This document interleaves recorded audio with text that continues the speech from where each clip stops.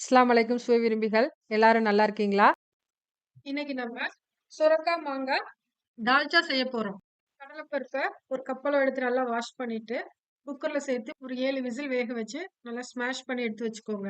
மண் சட்டி அடுப்புல வச்சு எண்ணெய் சேர்த்து சூடானதும் பட்டை, கிராம்பு, ஏலக்காய், நறுக்கி வச்சிருக்கிற பெரிய வெங்காயம், தக்காளி இதெல்லாம் சேர்த்து வதக்கிட்டு இஞ்சி பூண்டு விழுது 2 டேபிள் ஸ்பூன் சேர்த்து அதையும் நல்லா வதக்குங்க. நம்ம நறுக்கி வச்சிருக்கிற சுரக்காயும் மாங்காயும் சேர்த்து நம்ம வீட்ல யூஸ் பண்ற குழம்பு மிளகாய் தூள் 2 1/2 டேபிள் ஸ்பூன் சேர்த்து எல்லாத்தையும் நல்லா வதக்குங்க. பிறகு தேவையான அளவு தண்ணி சேர்த்துட்டு வேக வச்சு வச்சிருக்கிற கடலைப்பருப்பை இதோட சேர்த்து நல்லா கலந்து விடுங்க. இப்போ குழம்ப நல்லா கொதிக்க விடுங்க. அந்த மசால் வாசனை போய் காயெல்லாம் நல்லா வெந்ததும் கருவேப்பிலை இலை, கொத்தமல்லி இலைகளை போட்டு ஸ்டவ் ஆஃப் பண்ணிக்கோங்க.